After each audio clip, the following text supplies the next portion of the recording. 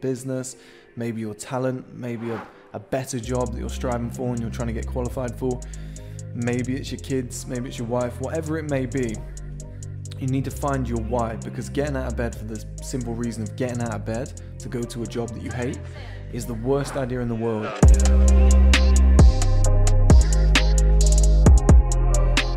So guys, you want to get up earlier in the morning, but you're struggling to get out of bed.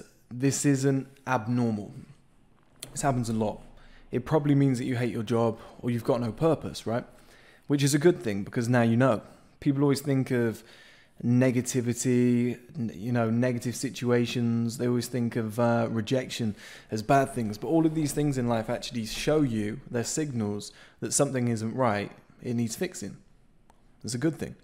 So how do you wake up at 5 a.m. and be productive 5 days a week, 6 days a week, maybe even 7 days a week if that's what you want to do, but especially on the 5?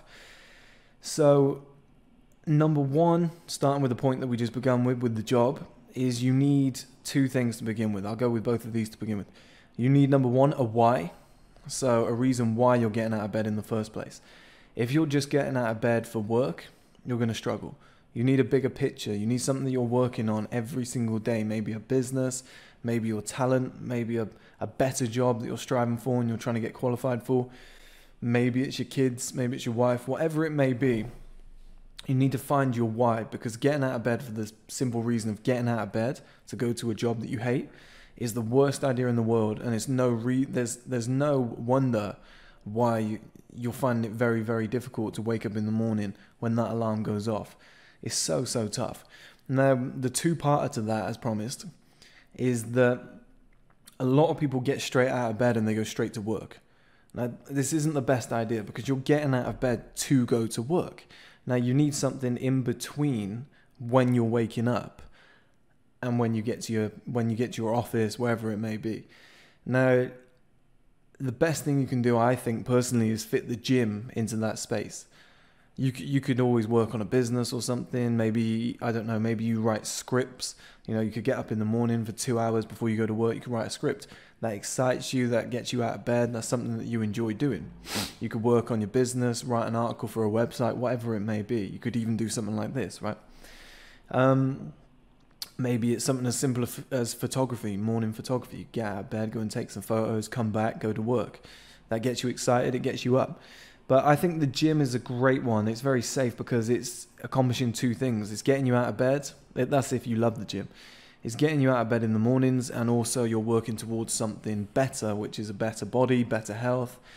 And, you can build a very good addictive routine with the gym. So whatever it may be, put something between when you wake up and when you get to work. Something's got to fill that hour or two just before you do that. Otherwise, you're getting up to go to work, which isn't a nice feeling. There's not going to be any motivation to get out of bed if that's your purpose.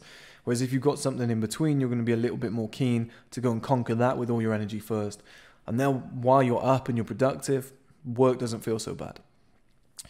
Now, the third tip is to put your phone on the other side of the room. So many people hit that snooze button. I'm assuming it's your phone. Most people would these days, right?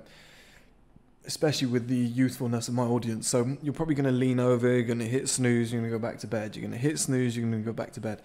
Not only is this bad, but it makes you feel a lot worse. So one of the tricks you can do is put your phone charging over the other end of the bed, over the other end of the bedroom, sorry.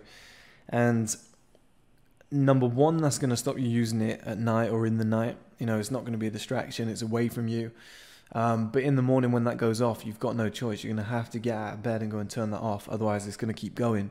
And once you're on your feet and you're out of bed and you're in the cold of the bedroom rather than the warmth of the sheets, you're up. You might as well stay up. So I know it's not a nice way to do it, but it definitely works. Now, another two-parter to go with that one, to go along with the phone alarm, is a lot of people use disgusting phone sounds that are guaranteed to wake them up.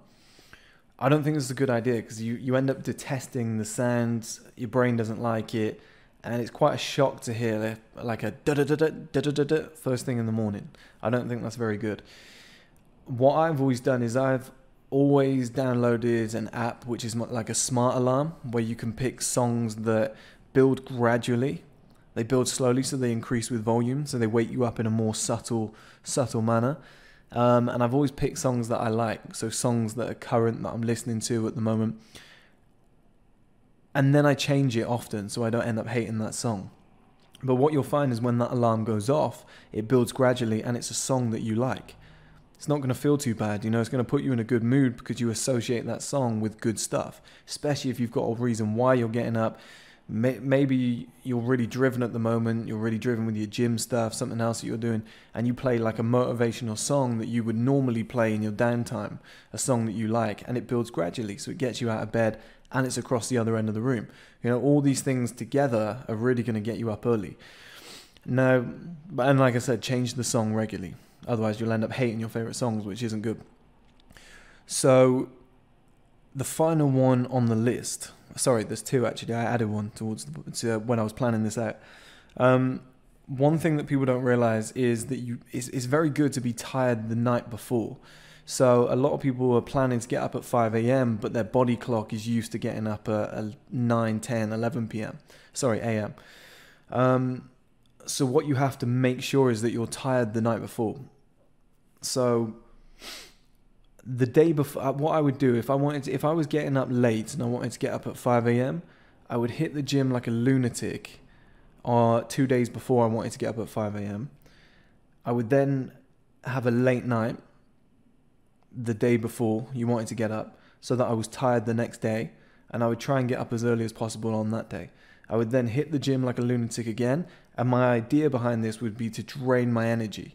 So I'd be getting less sleep on purpose, and I'd be training like a lunatic, maybe an hour or two a day. So maybe you could do this on a Saturday, and you could do this on a Sunday. So you could just work your ass off. You could get little sleep as possible so that you're guaranteed to be tired. And then on maybe Sunday night, you go to bed around about 8, 9 o'clock because you are absolutely shattered. And then when you wake up in the morning, you fell asleep right away. You definitely got those 8 or 9 hours that you needed. And now you're in a routine. So as long as you hit the gym that morning or you tire yourself out, you've been up early, you're going to hit the gym. By Monday night, you're going to be tired again and again and again. And then the trick is from there, don't mess it up on the weekends by going out and getting drunk till 4 in the morning. Same on Friday, same on Saturday, just don't mess that up. Otherwise you're going to be out of rhythm again. So try and keep it going for the weekends. The weekends are pretty pivotal. That's like an extra tip there.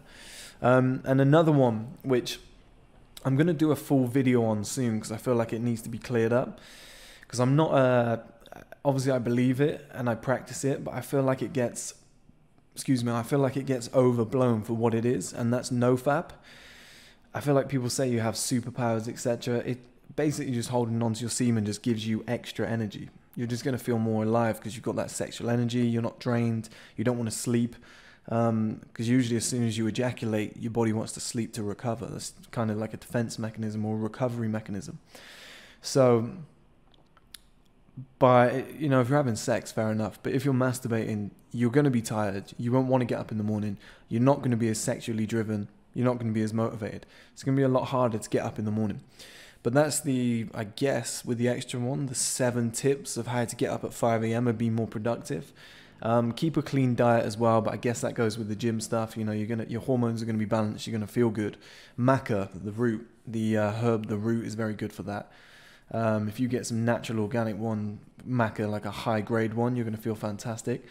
So there's my tips for getting up early in the morning, 5 a.m., being productive, getting shit done. I hope they help, guys.